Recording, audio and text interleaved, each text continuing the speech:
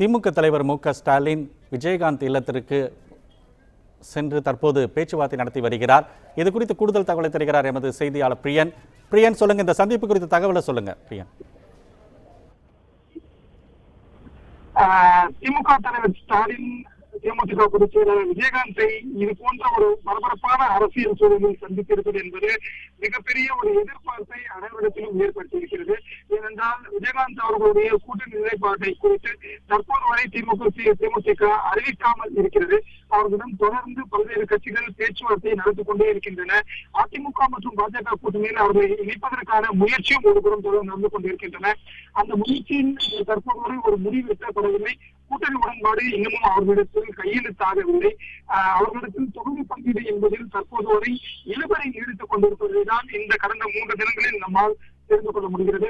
ஏனென்றால் பாட்டாளி மக்கள் கட்சியுடன் அவர்கள் பேச்சுவார்த்தை நடத்திய போது அன்று அவர்கள் தொகுதி ஒப்பந்தமானது கையெழுத்தாக இருந்தது.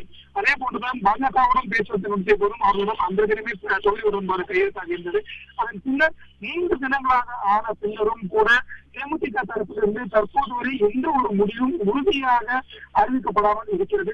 இந்த நிலையில் தான் நேற்று தினம் திருநாவுக்கரசர் காங்கிரஸ் கமிட்டியுடைய முன்னாள் தலைவர் திருநாவுக்கரசர் நேரடியாக சென்று விஜயகாந்த் அவர்களை சந்தித்து தமிழக மக்களின் நலன் கருதி ஒரு நல்ல முடிவு எடுக்க வேண்டும் என்ற ஒரு வேண்டுகோளை அவர்களிடத்தில் வைத்துவிட்டு வந்திருந்தார். முன்னதாக அவர் அவருடைய உரிமையை குறித்து விசாரிப்பதற்காகத்தான் சென்று கொண்டிருப்பதாக அவர் தெரிவித்திருந்த போதிலும் கூட அது அரசியல் வாய்ந்த சந்திப்பாக இருப்பதற்கான வாய்ப்பு இல்லை என்று முதலில் கூறப்பட்டிருந்தது. ஆனால் பின்னர் செய்தியாளர் சந்திப்பிலேயே இந்த சந்திப்பில் அரசியல் குறித்து விவாதிக்கப்பட்டதும் கூட்டணி குறித்து ஆரம்ப கட்ட விஷயங்கள் பேசப்பட்டதும் அவருடைய செய்தியாளர் சந்திப்பின் வழியாக வெளிப்பட்டிருந்தது. இந்த நிலையில் தான் தற்போது திமுக தலைவர் ஸ்டாலின் அவர்கள் விஜயகாந்தை அவரை சந்தித்து இருப்பது என்பது மிகப்பெரிய ஒரு எதிர்பார்ப்பை அனைவருக்கும் ஏற்படுத்தியிருக்கிறது.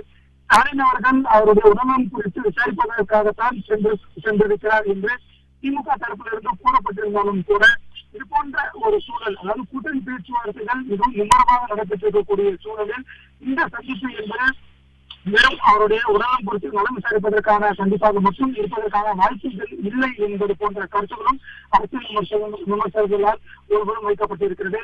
ஏனென்றால் இரு கட்சிகளிடையே தலைமையும் ஒரு நேரடியாக சந்திக்கும் பொழுது உடல்நலம் போன்ற பொது விஷயங்கள் தவிர்த்து அரசியல் விவகாரங்கள் குறித்தும் மற்ற அரசியல் நிலவரங்கள் குறித்தும் பேசுவதற்கான வாய்ப்புகள் என்பது நிறைவே இருக்கிறது. ஏனென்றால் சமீபத்தில் இது போன்ற ஒரு சந்திப்பு என்பது திமுக தரப்பிலும் திமுக மற்றும் தேமுதிக இடையே என்பது நடைபெறவே இல்லை. அதற்கு முன்னதாக 2016 பொதுத் தேர்தலின் போதுதான் இது போன்ற ஒரு சந்திப்பு என்பது அவர்கள் இரு கட்சிகள் இடையே என்பது நடைபெற்றுக் கொண்டிருந்தது.